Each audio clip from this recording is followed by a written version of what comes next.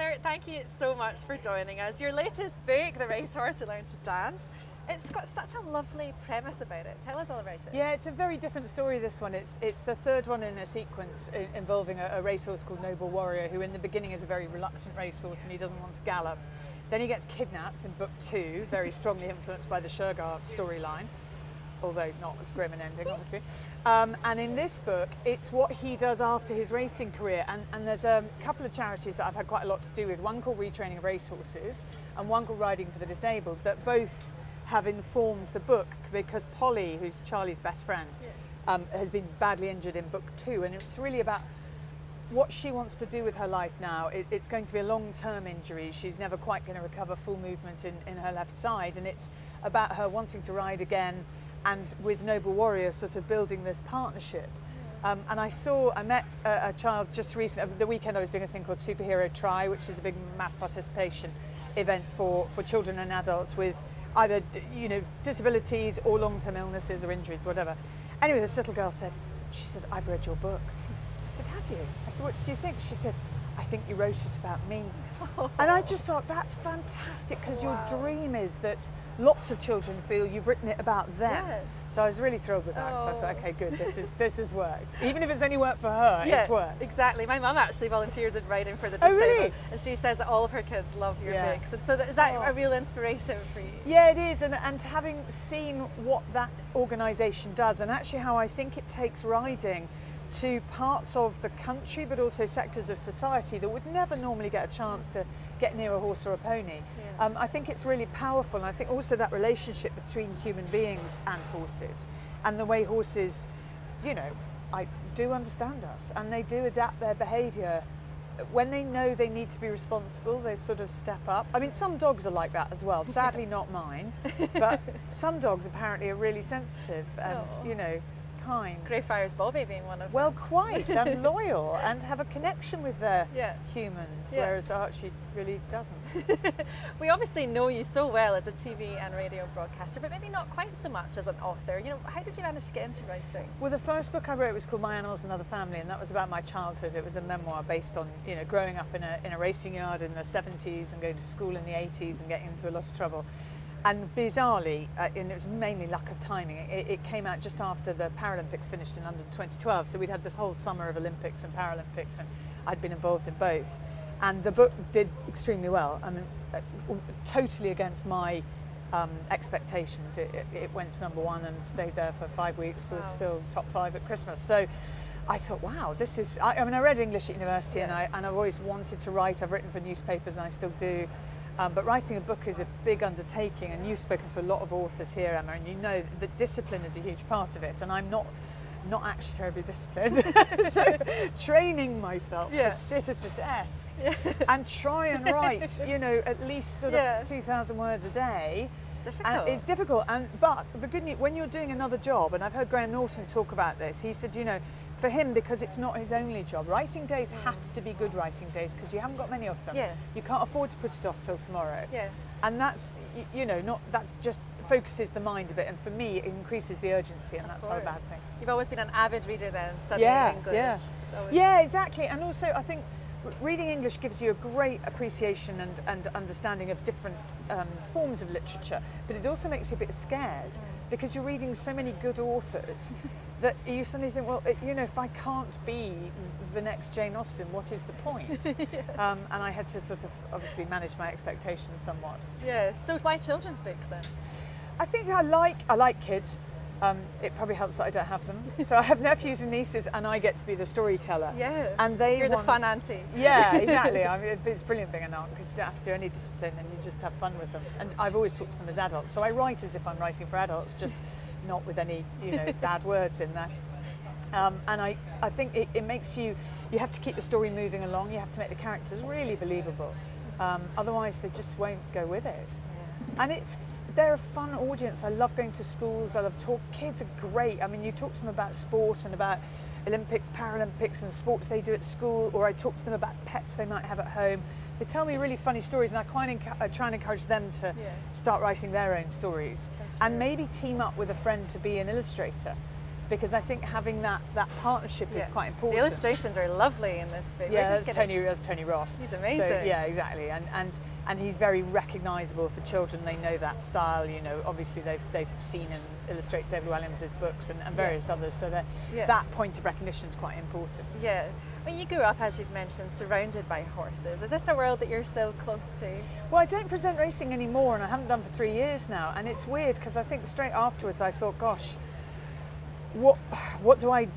That's like sort of who am I? Who am I? And I decided quite quickly that I can still enjoy racing. My brother's a racehorse trainer, and I'm on the committee at Epsom, so I'm still involved, but I can sort of switch my focus. So I decided to switch it to women's sport and really push hard, with making a constant noise about different women's sports. And this summer has been phenomenal, and I sort of always knew it would be because of the timing of various events in the Women's Football World Cup, but also the netball happening in Liverpool, and you know, having a good run, for example, from Joe Conter again at Wimbledon. That all helps, having Coco Gauff coming through as the new young superstar from America. That I think that really helps girls and boys reconfigure in their brains what women are capable of, and that sort of recalibrate that understanding of the adjectives that we associate with being positive around men, that when you apply them to women can sometimes have a negative connotation, like ambitious, competitive, you know, strong, all those things.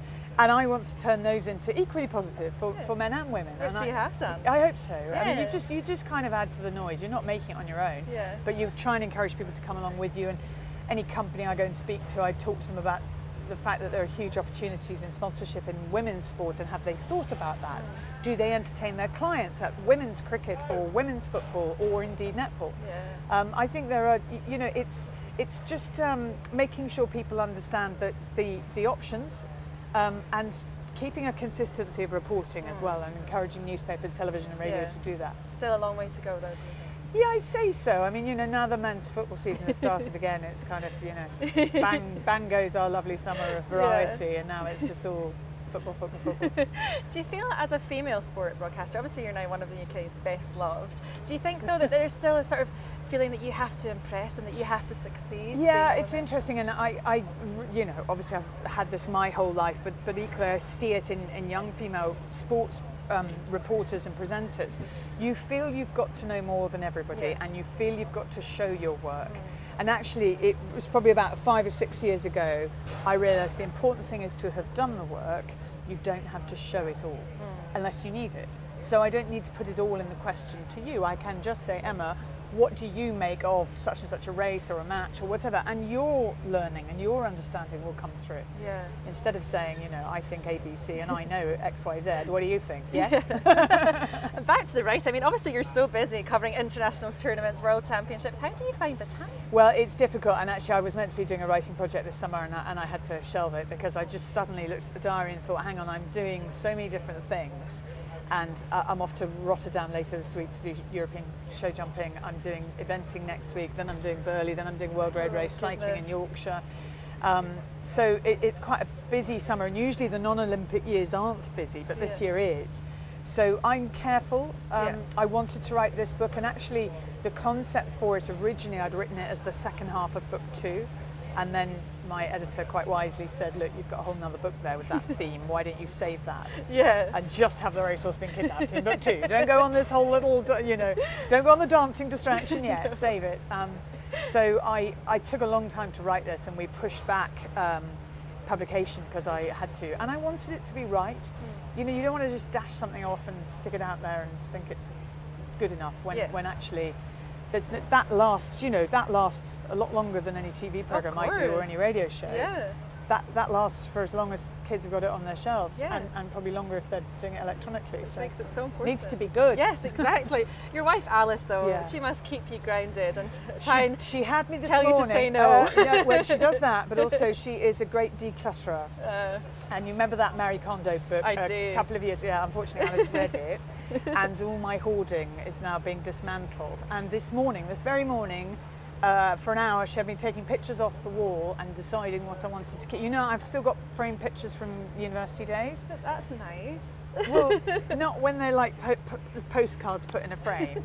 That's apparently not so good anymore. We can do better, apparently.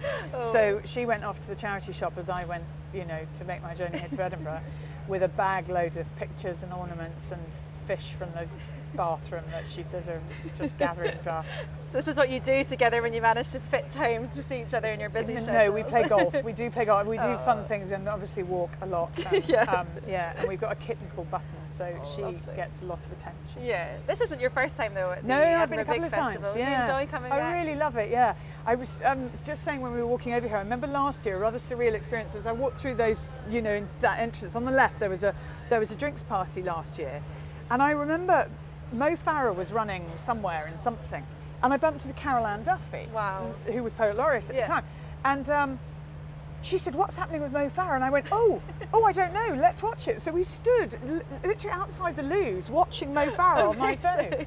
I know, weird.